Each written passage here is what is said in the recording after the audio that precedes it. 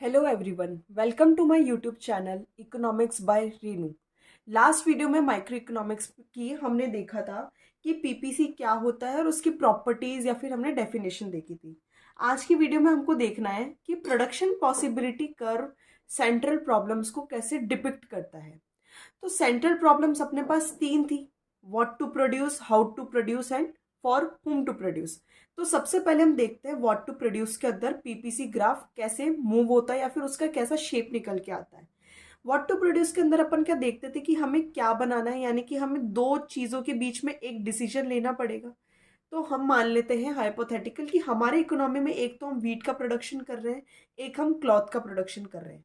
What to produce में अगर हम चूज करते हैं कि हमें वीट प्रोड्यूस करनी है, तो ऑब्वियसली बात हमें क्लॉथ का प्रोडक्शन कम करना पड़ेगा, या फिर हमें क्लॉथ का प्रोडक्शन इंक्रीज करना है तो हमें वीट का प्रोडक्शन डिक्रीज करना पड़ेगा। तो अगर मान लीजिए क्लॉथ के प्रोडक्शन में और वीट के प्रोडक्शन में इनवर्स रिलेशनशिप है, तो हमने क्या प्रॉपर्टी देखी थी? पीपीसी ग्राफ डाउनवर्ड स्लोपिंग होगा और to the point of origin वो एक कॉनकेव शेप लेकर रहेगा। तो यहाँ पर क्या हुआ, मान लीजिए ये पॉइंट ए है और ये पॉइंट बी है। पॉइंट बी का मतलब कि हम फुल्लर यूटिलाइजेशन ऑफ रिसोर्सेस कर रहे हैं वीट के लिए, और पॉइंट ए का मतलब हम फुल्लर यूटिलाइजेशन ऑफ रिसोर्सेस कर रहे हैं क्लॉथ के लिए। ठीक है। पर अगर मान लीजिए यहाँ मैं एक बीच में पॉइंट ले लेती हूँ सी, और यहाँ एक पॉइंट ले लेती हूँ डी। सी पॉइंट क्या शो कर रहा है कि हमारा क्लॉथ का प्रोडक्शन ज्यादा है एज कंपेयर टू वीट। यहाँ पे देख लीजिए दोनों में डिफरेंस है, यहाँ क्लॉथ का प्रोडक्शन ज्यादा है, वीट का कम है। और इस पॉइंट पे क्लॉथ का प्रोडक्शन कम है और वीट का प्रोडक्शन ज्यादा है। तो हमारा जो डिसीजन है कि व्हाट टू प्रोड्यूस, तो हम अलग अलग कॉम्बिनेशन ऑफ गुड्स बनाएंगे और फिर डिसाइड करेंगे कि हमें क्या प्रोडक्शन करना है according to the production unit, या फिर हम जितनी प्रोडक्शन कर रहे हैं उसके अकॉर्डिंग हमारा पीपीसी शेप लेगा डाउनवर्ड स्लोपिंग। क्यों? क्योंकि दोनों में इनवर्स रिलेशनशिप होता है। सेकेंड प्रॉब्लम हमारे पास अराइज होती है how to produce. How to produce में हमने क्या देखा था? Technique of production. तो जब टेक्निक ऑफ प्रोडक्शन हमें देखना है तो हम क्या करते हैं, वापस सेम एग्जांपल लेते हैं अपन। सारे एग्जांपल में हम दो ही कमोडिटी लेके चल रहे हैं, एक रहेगी हमारी क्लॉथ, दूसरी रहेगी हमारी वीट। यहाँ पर हमने देख लिया व्हाट टू प्रोड्यूस में कैसा ग्राफ बना है। पीपीसी हमेशा डाउनवर्ड स्लोपिंग ग्राफ ही रहेगा। पर अब हमें देखना क्या है, मान लीजिए ग्राफ है पी पी, हमें ये बताना है कि हाउ टू प्रोड्यूस। अब मान लीजिए यहाँ पर कोई एक पॉइंट ई है। कल अपन ने क्या देखा था, अगर पीपीसी के अंदर कोई भी पॉइंट है या पीपीसी पर कोई पॉइंट है, यानी कि वो रिसोर्सेस के अंदर अंदर सारा प्रोडक्शन हो रहा है। पीपीसी के बाहर अगर अपन कोई पॉइंट लगाते कि मतलब वो प्रोडक्शन में नहीं आ सकता, क्योंकि इस ग्राफ तक फुल्लर यूटिलाइजेशन ऑफ रिसोर्सेस है। या तो इस ग्राफ के ऊपर या इस ग्राफ के अंदर अंदर जो भी पॉइंट आएगा वो उसको हमें कंसिडर करके चलना है। लेकिन मैं यहाँ कहूंगी कि पॉइंट ई अभी भी फुल्लर यूटिलाइजेशन ऑफ रिसोर्सेस पे नहीं है। क्यों? क्योंकि अगर ये फुल्लर यूटिलाइजेशन ऑफ रिसोर्सेस होता, या तो ये इस पॉइंट पे आता, या तो ये इस पॉइंट पे आता, या तो ये इस पॉइंट पे आता। जो भी प्रोडक्शन पॉइंट अगर पी पी कर्व के ऊपर लाई कर रहा है वो फुल्लर यूटिलाइजेशन ऑफ रिसोर्स होगा। लेकिन अगर उसके अंदर लाई कर रहा है तो वो अंडर यूटिलाइजेशन ऑफ रिसोर्स कहलाएगा। तो यहाँ पे हम क्या बात कर सकते हैं कि ई के ऊपर जो टेक्निक हो रही है हमारी फुल्लर अच्छी तरीके से यूटिलाइज नहीं हो रही है, टेक्निक ऑफ प्रोडक्शन। भले हम कौन सी भी टेक्निक ले रहे हो, लेबर ले रहे हो, कैपिटल ले रहे हो, डजेंट मैटर। हमें अभी क्या देखना है कि पीपीसी ग्राफ कैसा शेप लेगा। अगर ई पॉइंट है तो यानी कि अंडर यूटिलाइजेशन है, हमें प्रोडक्शन अच्छा खासा हमारा इंक्रीज करना पड़ेगा, क्योंकि फुल्लर यूटिलाइजेशन ऑफ रिसोर्स नहीं हुआ है, यानी कि आप अभी मैक्सिमम लेवल तक रीच नहीं करे हैं। अब मान लीजिए ये पॉइंट ए है, बी है और सी है। अगर हमने ए पॉइंट रीच कर लिया, यानी कि हमारा जो प्रोडक्शन टेक्निक है वो क्लॉथ में अच्छी हुई है, ये देखिए, पर वीट में कम अच्छी हुई है। वीट का रेशियो इस टू क्लॉथ का रेशियो बहुत डिफरेंस है, यानी कि हमने टेक्निक अच्छी प्रोडक्शन किसके अंदर कर ली? क्लॉथ के अंदर। लेकिन अगर हम सी पॉइंट देखें तो सी में क्या हो रहा है, वीट में हमने अच्छी प्रोडक्शन करी है और क्लॉथ में हमने कम प्रोडक्शन करी है। तो ये तीन चार अलग अलग पॉइंट्स थे। ई का मतलब क्या हुआ? अंडर यूटिलाइजेशन ऑफ रिसोर्सेज है, मतलब कि अभी भी हम फुलर यूटिलाइजेशन ऑफ रिसोर्स कर सकते हैं at the point P P curve. और अगर कोई पीपी कर्व पे पॉइंट आ रहा है वो फुल्लर यूटिलाइजेशन ऑफ रिसोर्स कहलाएगा। उसके बाद नेक्स्ट प्रॉब्लम जो हमारे पास आती है वो आती है for whom to produce. For whom to produce में क्या था कि इकोनॉमी के अंदर जो हमें प्रोडक्शन करना है या तो वो पुअर सेक्शन के लिए होगा या तो वो रिचर सेक्शन के लिए होगा। अब हम दो ग्राफ बना लेते हैं, दो पीपीसी बना लेते हैं। एक पीपीसी पीपी कर लेते हैं, एक पीपीसी हो जाएगी अपनी P1 P1। हमारे पास दो पीपीसी ग्राफ हो गए। तो आप खुद दिमाग लगाइए, जो पीपीसी ग्राफ ऊपर की तरफ है यानी कि हायर आपको सेटिस्फेक्शन दे रहा है, हायर प्रोडक्शन है, हायर प्रोडक्शन रहेगा मतलब हायर यूटिलाइजेशन होगा, तो वो किसके लिए होगा? रिचर सेक्शन के लिए। और जो अंदर वाला ग्राफ है वो किसके लिए होगा? पुअर सेक्शन के लिए। क्यों? क्योंकि ये वाला जो ग्राफ है PP1 वाला ग्राफ, ये क्या बता रहा है कि जितने भी रिसोर्सेस है वो हायर लेवल ऑफ आउटपुट पर यूटिलाइज्ड है, हायर लेवल ऑफ आउटपुट पर यूटिलाइज्ड है। और अंदर वाला ग्राफ जो पुअर सेक्शन वाला है वो क्या बता रहा है कि ये जो ग्राफ है वो लोअर लेवल ऑफ आउटपुट पर यूटिलाइज्ड है। ऑब्वियस सी बात है, जो रिचर सेक्शन है उसके पास रिसोर्सेज ज़्यादा रहेंगे, भले आप सेविंग ले लें, इन्वेस्टमेंट ले लें, और पुअर वालों के पास में कम रहेंगे। तो तीन सेंट्रल प्रॉब्लम्स हमारे पास इकोनॉमी में, और तीनों के सॉल्यूशंस इस तरीके से निकले हैं। और पीपीसी तीनों का अलग अलग रहता है, मतलब शेप तो एक ही रहेगा डाउनवर्ड स्लोपिंग, पर कंडीशंस हमें देखनी है कि हमें उसको प्लॉट कैसे करना है। फोर्थ हमारे पास आता है फुलर यूटिलाइजेशन ऑफ रिसोर्सेज का। वापस वो पॉइंट जो मैंने आपको यहाँ समझाया था, ये पीपीसी हमारा ग्राफ है AB। एक पॉइंट मैं यहाँ ले रही हूँ P, एक पॉइंट मैं अंदर ले रही हूँ DE, और एक हम यहाँ ले लेते हैं ओ वाला पॉइंट तो आप कह सकते हैं कि हम इसको कंसिडर ही नहीं करेंगे, क्योंकि यहाँ हमारे डायरेक्ट रिसोर्सेज कहाँ खत्म हो रहे? AB कर्व पर। तो ये अनअटेनेबल रिसोर्स है हमारा। क्या है? अनअटेनेबल, यानी कि हम इसको किसी भी तरीके से रीच नहीं कर सकते, हमारे रिसोर्सेज इतने है ही नहीं। हमारे सारे रिसोर्सेज यूटिलाइज हो गए AB ग्राफ के ऊपर। जो P वाला पॉइंट है यहाँ पर हमारी यूटिलाइजेशन क्या हो रही है? फुल्लर यूटिलाइजेशन ऑफ रिसोर्सेज, यानी कि आपके पास जितने 100 यूनिट है आपने 100 के 100 यूनिट करके यूज करके P पॉइंट तक आ गए। लेकिन अगर आप D और E पॉइंट पे, यानी कि ये क्या हो रहा है? Under utilisation of resources. यानी कि मान लीजिए आपके पास 100 यूनिट्स हैं लेबर की, पर आपने यूज अभी 40 करी है, तो वो जो 40 यूनिट है ना वो D और E डिपिक्ट करता है, और जो 100 यूनिट है वो P पॉइंट डिपिक्ट करता है। और अगर 120 है तो वो O पॉइंट डिपिक्ट करेगा। यानी कि आपके पास गिवन रिसोर्स कितना है? 100 यूनिट।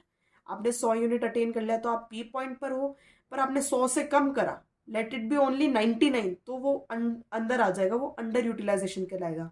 यानी कि पीपीसी ग्राफ के अंदर वाला area to the origin, and PPC graph के अंदर अंदर जो एरिया है ये पूरा एरिया, भले आप इसका कंसीडर करो, इसका लो, कोई सी भी पीसी ग्राफ के अंदर अंदर वाला एरिया हमेशा अंडर यूटिलाइजेशन ऑफ रिसोर्स बताएगा। और पीपीसी ग्राफ के just rightward side, upper side, lower side, कहीं पर भी हो वो अनअटेनेबल बताएगा। यानी कि हमारे पास रिसोर्सेज ही एक 20 है, 100 है, तो हम 120 का यूटिलाइजेशन कैसे करेंगे? ये पॉसिबल ही नहीं है। उसके बाद हम पीपीसी ग्राफ देखते हैं ग्रोथ ऑफ रिसोर्सेज का। मान लीजिए ये हमारे पास पीपीसी ग्राफ है AB। ये हमारे पास इनिशियल रिसोर्सेज गिवन है, लेकिन अगर मैं कहती हूँ कि मेरे रिसोर्सेज इंक्रीज हो जाते हैं, अगर मैंने मेरे रिसोर्स इंक्रीज करे तो ऑब्वियस सी बात है पीपीसी राइटवर्ड शिफ्ट होगा, मतलब कि ज़्यादा हमारा प्रोडक्शन इंक्रीज होगा। रिसोर्स इंक्रीज होना मतलब कि प्रोडक्शन इंक्रीज होएगा, तो ये A1 पे आ जाएगा और ये आ जाएगा हमारा B1 पर। लेकिन हमारे रिसोर्सेज अगर डिक्रीज हो गए, वैसे वो ग्रोथ नहीं कहलाएगा, मैं आपको एड ऑन करके बता रही हूँ, अगर रिसोर्सेज हमारे डिक्रीज हो जाते हैं तो वो क्या हो जाएगा? A-B- पे आ जाएगा। यानी कि हमारा जो पहले जितना प्रोडक्शन हो रहा था उससे भी कम हो जाएगा। यानी कि हमारा इनिशियल प्रोडक्शन था 10 10 के ऊपर, हम 10 यूनिट्स A की बना रहे थे, 10 यूनिट्स हम B की बना रहे थे। लेकिन हमारे पास रिसोर्सेस इंक्रीज हो गए बाय 10 यूनिट्स, तो अब हम प्रोडक्शन कितनी कर रहे हैं? 20 यूनिट्स की, 20 यूनिट्स की। ठीक है। पर अगर मान लीजिए मेरे रिसोर्सेस पहले जितने थे उससे भी कम हो गए, तो हमारी प्रोडक्शन डिक्रीज हो जाएगी। तो हमारी इनिशियल प्रोडक्शन ये थी, अब हमारी इनिशियल प्रोडक्शन से डिक्रीज होकर ये यहाँ पर आ गई, मान लीजिए 5 पर आ गई। तो इस तरीके से ग्रोथ ऑफ रिसोर्सेज या फिर गिवन रिसोर्सेज के अकॉर्डिंग हमारा ग्राफ ऊपर नीचे शिफ्ट होता रहता है। इस चैप्टर का नेक्स्ट और जो लास्ट टॉपिक है वो दो टॉपिक्स है, अपॉर्चुनिटी कॉस्ट और उससे related marginal opportunity cost. Opportunity cost क्या होती है? कॉस्ट मतलब क्या होता है कि आप किसी भी चीज़ की कोई वैल्यू रखते हैं। मान लीजिए आपके पास, आप वीट का प्रोडक्शन कर रहे हैं, मैं बोलूँ कि मैं उसको 10 रुपए किलो पे बेचूंगी, वो मेरी कॉस्ट होगी। पर हमें देखना है कि अपॉर्चुनिटी कॉस्ट क्या होती है। अपॉर्चुनिटी मतलब कि आपको कुछ हासिल होने वाला है, तो अपॉर्चुनिटी कॉस्ट, हासिल करने के लिए जो कॉस्ट लग रही है वो अपॉर्चुनिटी कॉस्ट कहलाएगी। It refers to the value of a factor in its next best alternative uses. इसका मतलब ये हुआ कि मान लीजिए, इस एग्जाम्पल से समझते हैं, मैं इकोनॉमी में 4 चीजों का प्रोडक्शन कर रही हूँ, वीट, राइस, मेज और शुगर केन। सबके यूजेस अलग अलग है और सबकी प्राइसेस भी अलग अलग है, 10,000, 8,000, 7,000 और 12,000। अब आप अपने समझ के अकॉर्डिंग डिसाइड करिए कि इन चारों में से आप किसका प्रोडक्शन करना चाहेंगे। ऑब्वियस सी बात है, आप शुगर केन का ही प्रोडक्शन करेंगे। क्यों? क्योंकि ये आपको मैक्सिमम कॉस्ट दे रहा है, जिसकी मैक्सिमम कॉस्ट यानी कि प्रॉफिट भी मैक्सिमम होगा। तो जो रैशनल प्रोड्यूसर होगा वो इसका प्रोडक्शन चूज करेगा। अब मान लीजिए अगर मैंने इसका प्रोडक्शन चूज करा है तो मैं इन सबको सेक्रीफाइस कर रही हूँ कि यार मैं, मेरे पास रिसोर्सेज इतने ही हैं कि या तो मैं शुगर बना लूँ, नहीं तो मैं इन सबको बना लूँ। ठीक है। अब ये देखिए, अगर मैं शुगर केन बनाती हूँ तो मैं 3 चीजों का सेक्रीफाइस कर रही हूँ, यानी कि मैं वीट भी छोड़ूंगी, मैं राइस भी छोड़ूंगी और मैं मेज भी छोड़ूंगी, मैं केवल शुगर केन का प्रोडक्शन करूंगी। अब according to the definition, opportunity cost क्या होती है? It refers to the value of factor in its next best alternative use. अब आप एक चीज सोचिए कि आपके मार्केट से शुगर केन हट गया, यानी कि आपकी इकोनॉमी में शुगर केन एग्जिस्ट नहीं करता, तो आपके पास अब 3 ऑप्शन बचे। उस 3 ऑप्शन में से आपको डिसाइड करना है कि अब आप क्या यूज करेंगे। 10,000 वीट, 8,000 राइस और 7,000 मेज। ऑब्वियसली आप किस पे जाएंगे? वीट के ऊपर जाएंगे, यानी कि यूज वन पर आ जाएंगे। तो आपके पास 2 ऑप्शन हो गए, फर्स्ट मैं शुगर केन का प्रोडक्शन करूं और सेकंड मैं वीट का प्रोडक्शन करूं। अब आप वापस डेफिनेशन को समझिए। It refers to the value of factor in its next best alternative use. अगर मेरे पास ये नहीं हुआ तो मेरे पास नेक्स्ट बेस्ट ऑल्टरनेटिव कौन सा यूज हुआ? वीट का। तो ये हो गया मेरा अपॉर्चुनिटी कॉस्ट, यानी कि मैं जिसकी प्रोडक्शन कर रही हूं उससे पहले मैंने कौन सा प्रोडक्शन छोड़ा है, उसकी वैल्यू क्या है, उसके फैक्टर की वैल्यू क्या है, वो मेरा हो जाएगा अपॉर्चुनिटी कॉस्ट। ग्राफिकल टर्म्स में अगर हम समझे तो यहाँ पर हम रख लेते हैं शुगर केन को, और एक्स एक्सिस पे हमने रख लिया है वीट को।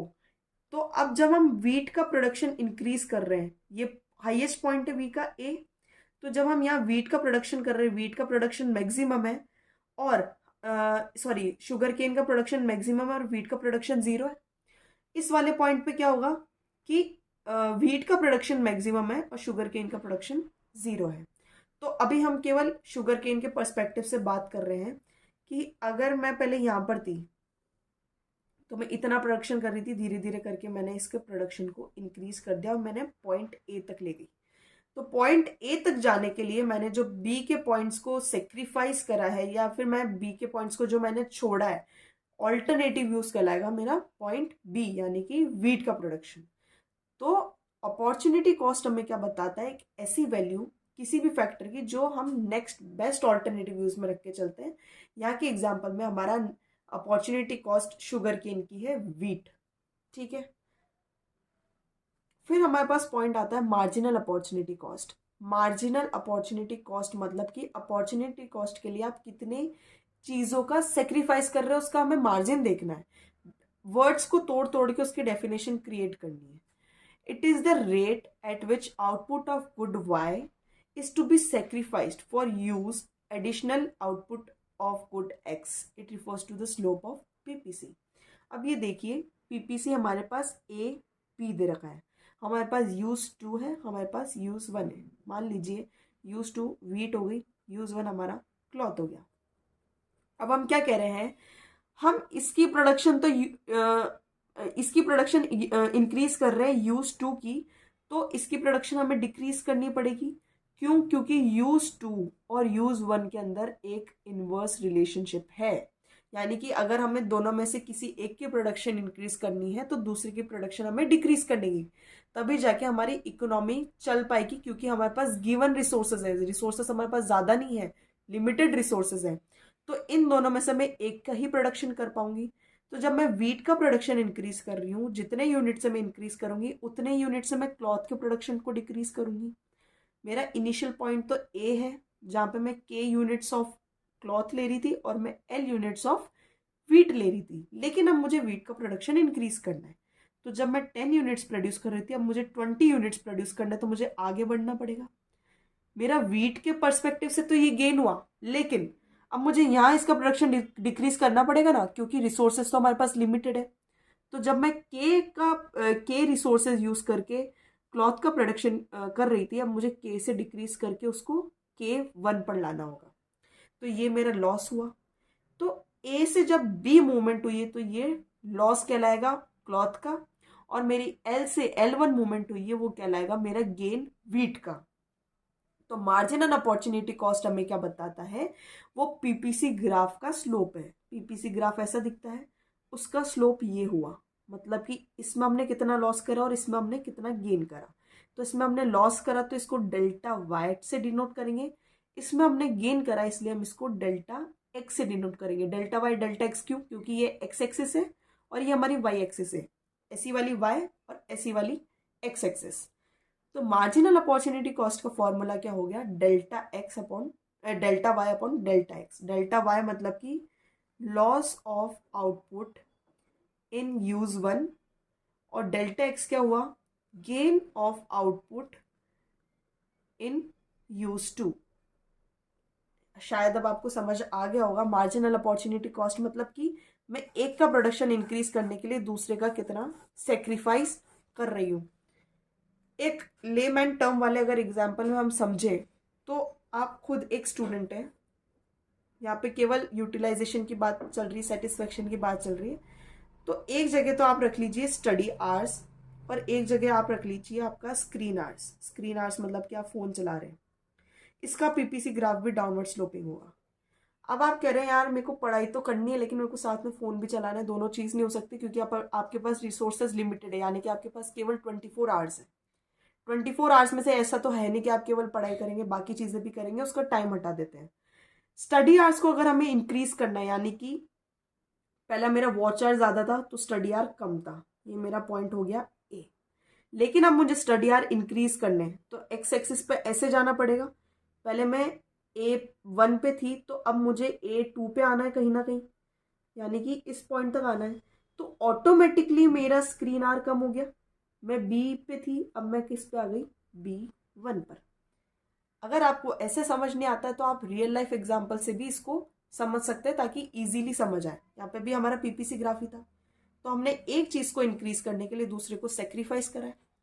आई होप आपको ये कंसेप्ट सारे समझ आ गए होंगे, लेकिन फिर भी अगर इस चैप्टर में कोई भी डाउट रहता है तो आप कमेंट सेक्शन में बता सकते हैं। नहीं तो आप मेरी टेलीग्राम की चैनल की लिंक मैं आपको डिस्क्रिप्शन में प्रोवाइड कर दूंगी, आप उसको ज्वाइन कर सकते हैं। Thank you.